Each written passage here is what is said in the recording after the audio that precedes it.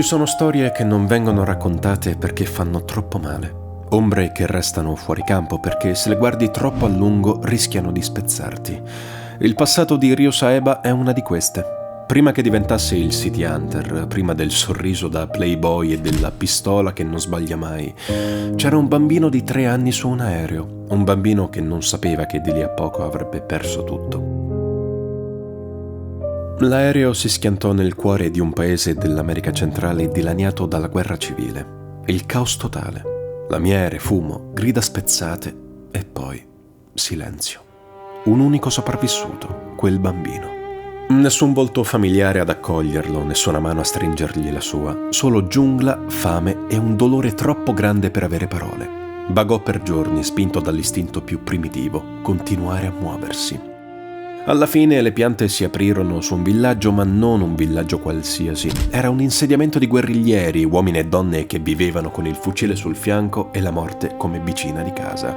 E qui arriva la prima grande crudeltà del destino. Quel posto accoglieva solo chi poteva combattere. Nessuno avrebbe protetto un bambino inutile in un paese che bruciava. Ryo non ebbe alternative. Se voleva vivere, doveva diventare un guerrigliero.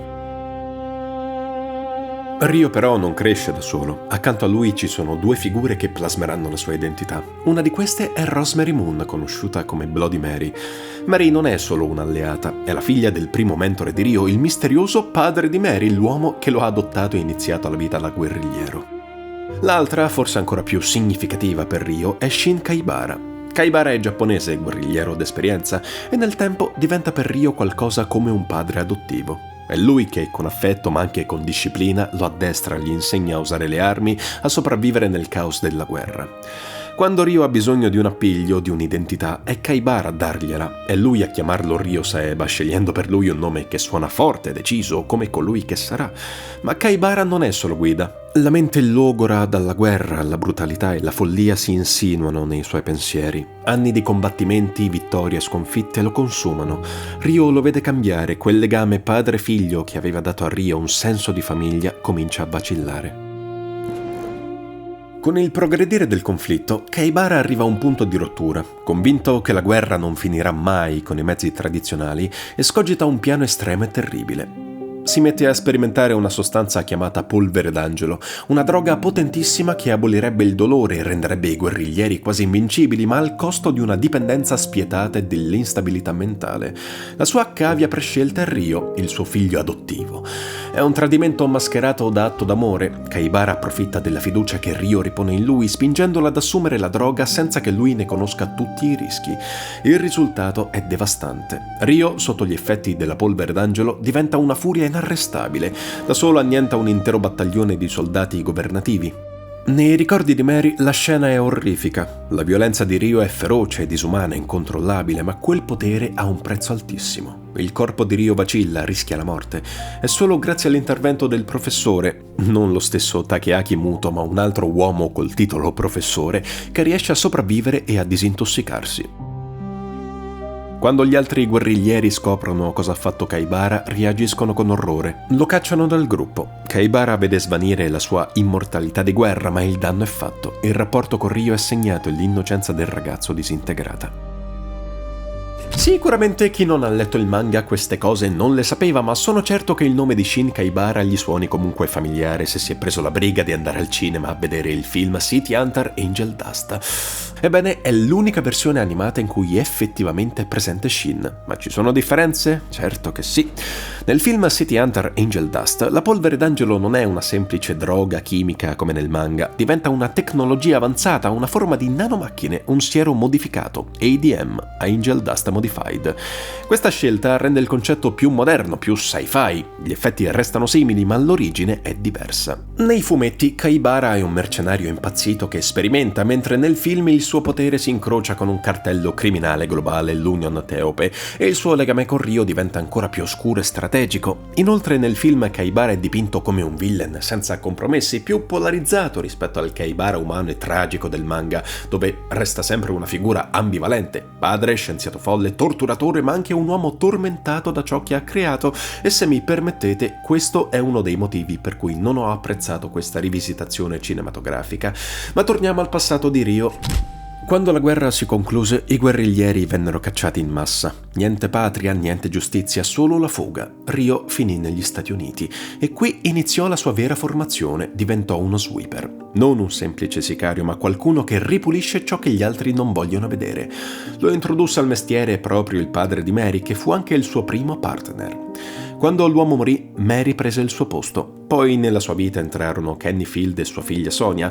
Una parentesi breve ma intensa. Rio trovò quasi un frammento di famiglia e come sempre gli venne portata via. Kenny lo sfidò a duello costringendolo a ucciderlo. Solo alla fine Rio scoprì la verità. Se Kenny non avesse affrontato quella battaglia, un sindacato avrebbe ucciso Sonia. Un'altra cicatrice.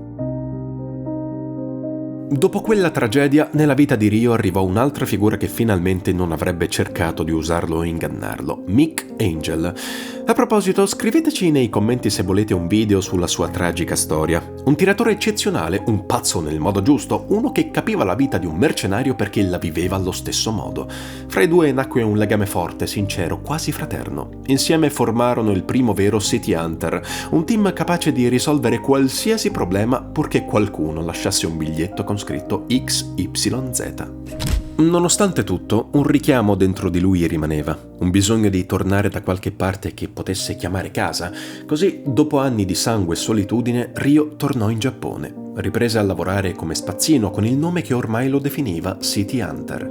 E lì trovò un partner che gli avrebbe cambiato la vita più di qualsiasi altro, Hideyuki Makimura.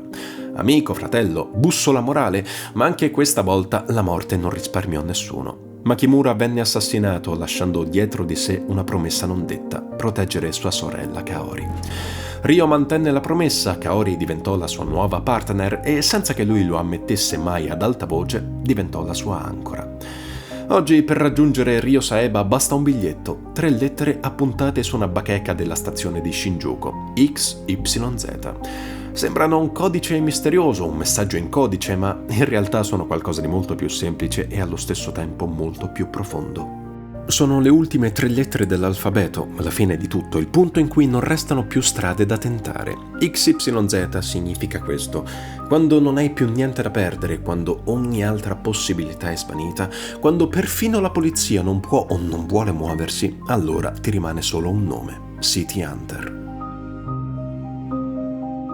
La storia di Rio Saeba, se la guardi senza il filtro dell'action, è una tragedia pura. Un bambino che perde tutto a 3 anni, un orfano che impara a sparare prima ancora di capire cosa significhi vivere, un ragazzo che non ricorda il proprio nome, la propria data di nascita, la voce dei suoi genitori e che vede nella guerra il suo unico paesaggio possibile. Qualunque persona normale si sarebbe spezzata, la maggior parte anzi non sarebbe arrivata nemmeno a un'età adulta funzionale. Con quell'esperienza addosso era molto più probabile che diventasse un mostro o un fantoccio traumatizzato e incapace di distinguere affetto e violenza.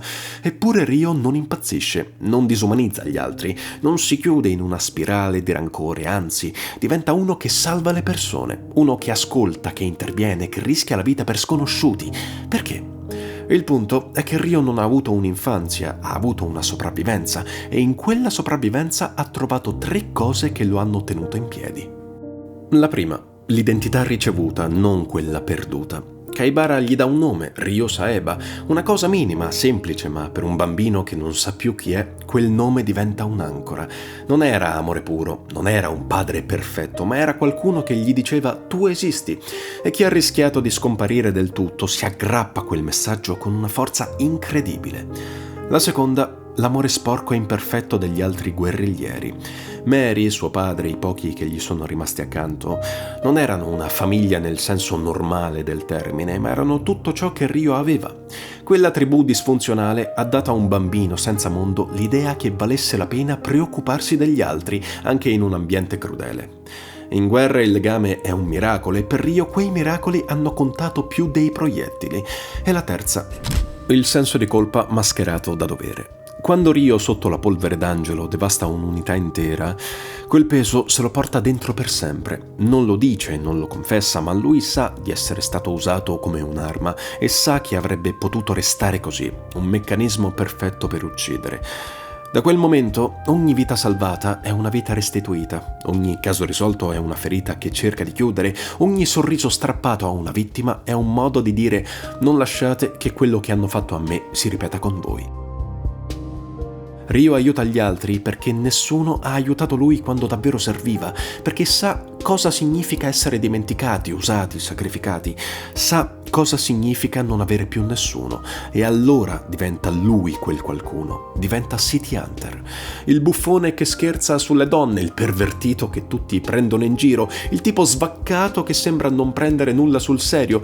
Quella è una maschera, ed è una maschera necessaria per non farsi divorare da un passato troppo grande, perché sotto quella facciata c'è uno dei personaggi più tragici della narrativa pop giapponese, un uomo a cui è stata strappata l'infanzia, manipolata l'identità, sporcata la memoria e che nonostante tutto decide di essere buono, non perfetto, non puro, non angelico, buono.